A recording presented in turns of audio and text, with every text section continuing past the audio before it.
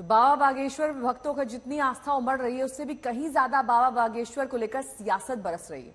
और बीजेपी के नेता खुलकर बाबा की आरती उतार रहे हैं तो आरजेडी और जेडीयू बाबा के हिंदू राष्ट्र वाले एजेंडे पर खुलकर चोट कर रहे हैं।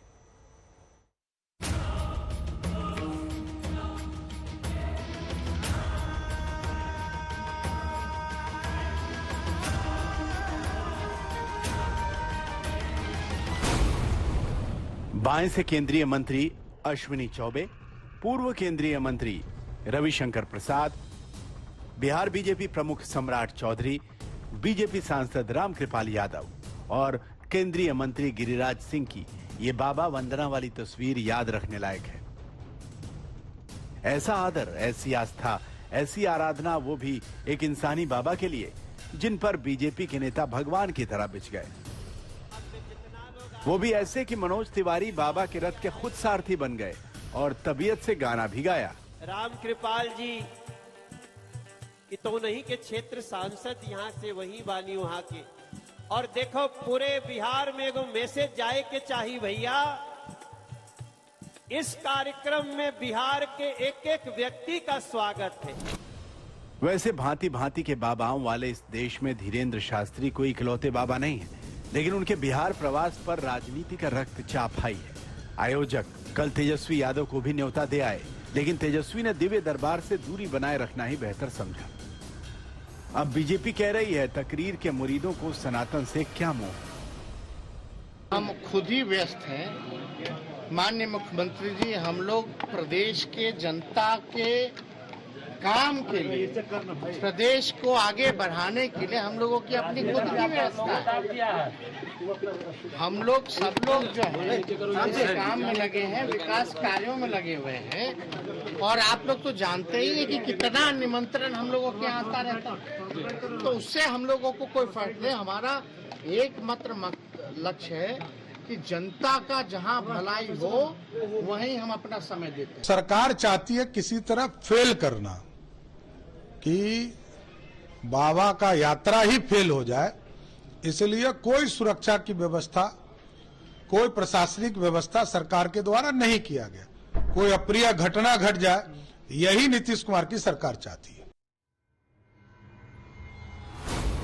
बागेश्वर वाले बाबा ने बिहार में दिव्य दरबार के नाम पर जो धुनी रमाई है, उसमें अब सियासत की धुन साफ साफ सुनाई देने लगी है। बाबा बागेश्वर अपने हवन कुंड में सियासत का घी भी तबीयत से उड़ेल रहे हैं। हिंदू राष्ट्र, सनातन आस्था जैसे मुद्दे उछालकर बाबा सियासत में बवाल ला रहे हैं।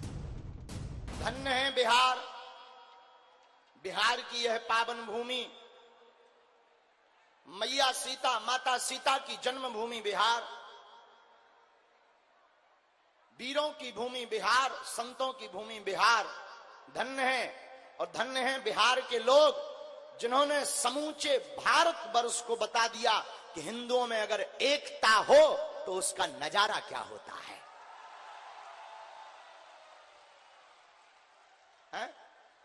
अगर सनातनीय हिंदुओं में एकता हो तो उसका नजारा क्या होता है, इसका दर्शन करना है तो आओ कुछ दिन गुजारो बिहार में। बिहार के लोगों को लोग पिछड़े और बिछड़े कहते थे, लेकिन उन लोगों के मुंह पर तमाचा है। बिहार के लोग पिछड़े और बिछड़े नहीं हैं, बिहार के लोग भक्ति से भरे हुए लोग हैं। हनुमान जी के विरोध या संतों का विरोध, भगवान का विरोध करने का अधिकार, किसी भी भगवान की, किसी भी पंथ के भगवान का विरोध करने का अधिकार ना तो इस पूरी दुनिया में है, ना हो सकता है, ना भारत में किसी भी व्यक्ति को है। अपनी अपनी निजी आस्था है, अपनी निजी आस्था के आधार पर अपने अपने इष्ट के प्रति समर्पित रहना चाहिए। ये हमारा दुर्भाग्य है कि जो हनुमान जी का विरोध अगर कोई कर रहा तो ये देश का और हमारा दुर्भाग्य है जो ऐसे लोग यहाँ। बस बाबा का यही राग है, यही भाषा बीजेपी को खूब भा रही है। हिंदू राष्ट्र भले ही दूर की कौड़ी हो, लेकिन इसी बहाने हिंदुत्व वाली तिजोरी खुलने की उम्मीद जमा हो रही है। राजनीतिक विरोध हो रहा है, ये सनातन का प्रचार करते, सनातन को जागृत करते, सनातन को जागृत देखने में ये सरकार विफल है, क्योंकि ये सरकार 33 साल से राज कर रही है। लेकिन आज तक ये बताने में अक्षम है कि 33 साल में अति पिछड़े को क्या दिया। ये बीजेपी वालों से जाके पूछिए, बीजेपी किसका फोटो लगाती है। मतलब जय श्री राम का फोटो लगाते लगाते अब धीरेन्द्र शास्त्री का फोटो लगा रहे हैं, तो वही दिखाता है कि उनकी कितनी तरक्की हो रही है।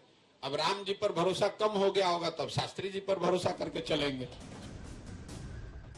बीजेपी इस उम्मीद में बाबा बाबा जप रही है और जातिवाद की धुरी पर अटकी बिहार की राजनीति में हिंदुत्व का सवाल हिलोरे मारने लगा।